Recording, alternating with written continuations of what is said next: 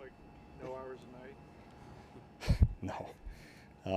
All of our coaches are working hard. All of our players are working hard. That's the NFL. Have you always been that way? Is that your work ethic?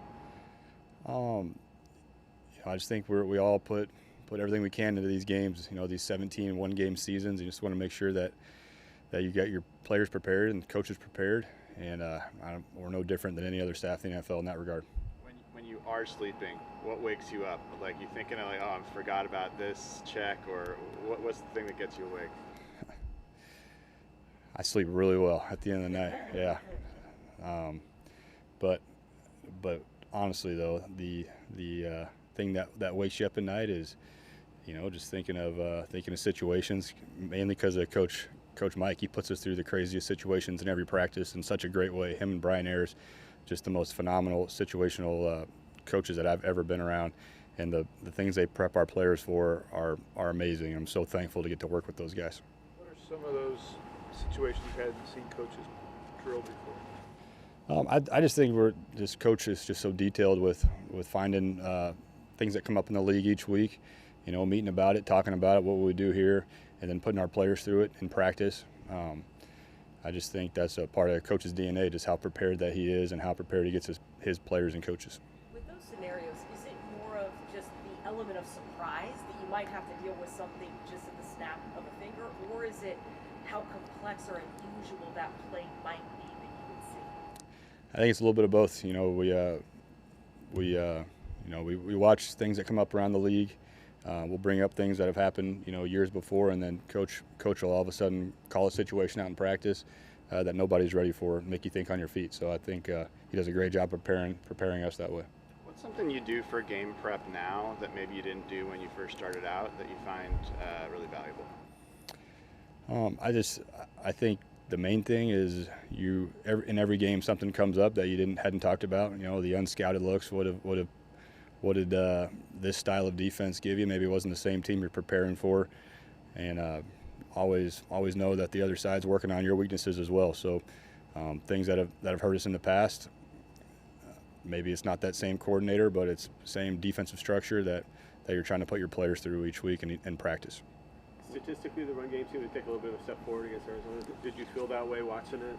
Did film kind of show that? Yeah, I thought our guys had a much improved game. We're always looking to improve in all facets, not just the run game, but protection and pass game situationally. But we got to make sure every week we're improving. Numbers say Tampa's really hard to run on. What about their defense makes that a challenge? Number one, I think they're just so well coached. They're disciplined. They play really hard. They take the ball away, and very, very similar to our defense. Just how physical that Tampa is. Playing against Coach Bowles for many years, his guys, they're in the right spots and they're coming with a bad attitude. So we have a ton of respect for them and putting all of our time in this week to getting ready for them. Over the first 4 games, you guys had more rushing plays that went for either no yards or negative yardage than any other team. What do you make of that? What's been the common thread there, if any? Yeah, I think number one is coaching better. Number two is getting our guys ready to go, get better targeted. But it all starts with me and just being better organized for the players so that we can give them a successful plan. Vita Vea, what kind of challenge is he in the middle? What's he do? I think he's just a premier defensive lineman in this league. Obviously he's a big man, but he plays really hard, and the guys around him are excellent. So it's a really good front. We have a ton of respect for them. Sam's decision making in the pocket and his maturity, ability to understand defenses. Can you talk a little bit about that? Yeah, I think just his experience. He's got a lot of games in this league piled up. There's very few things he hasn't seen. So throughout the week in meetings, he's always bringing up things that, hey, what happens if they do this? What's my check here? What play can I get to? I just think he's so forward thinking. He's using his past experience to his advantage. We're seeing a trend across the NFL that 12 personnel is increasing in usage the last 4 years. Why do you think that is? I couldn't speak to that. I think you play the strengths of your roster, and there's a lot of good tight ends that are coming up. But I don't have anything to add on that.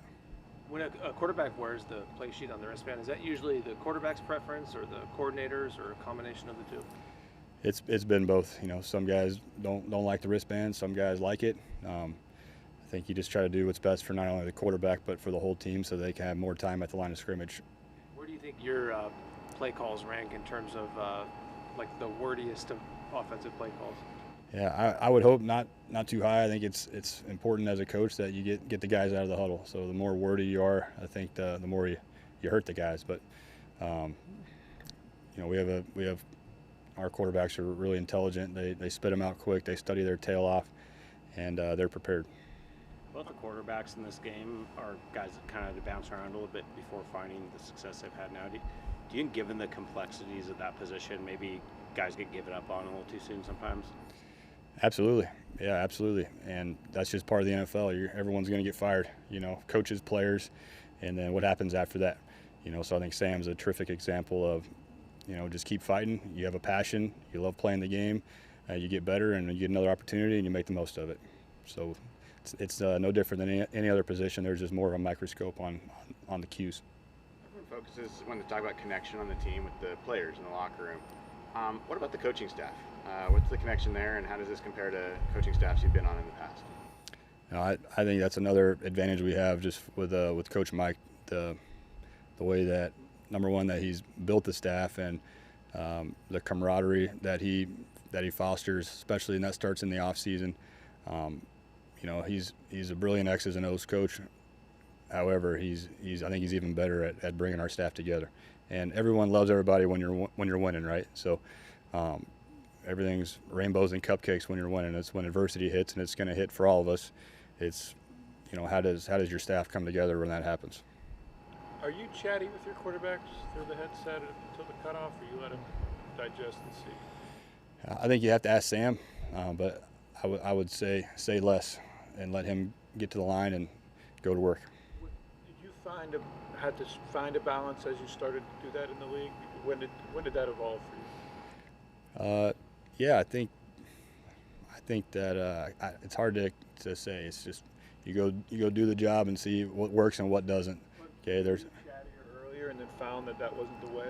I think it depends on who your quarterback is. You know, the reminders you think they might need. So if you're with a younger guy, you maybe giving a few more reminders. If you're with more of a veteran guy, you have more trust to shut up and let him go play. How similar would your style be to your dad's?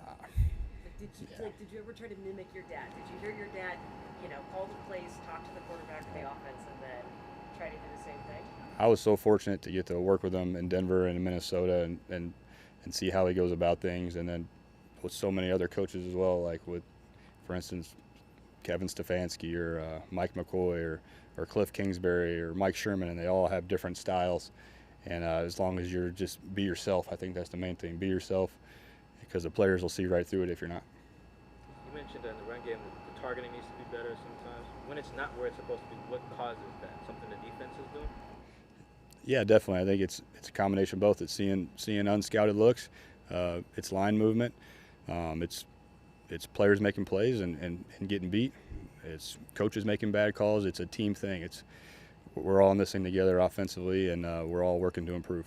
Are there a lot of if-then stuff that goes on pre-snap for you guys when you have run plays called? Definitely, yeah. There's plenty of times where we have multiple plays called, and Sam's getting us from one to the other. There's plenty of call-outs and run-its where it's different fronts, so it's hard to say it's just one thing. Anything else? Thank you. Thanks, Coach. Thanks, guys.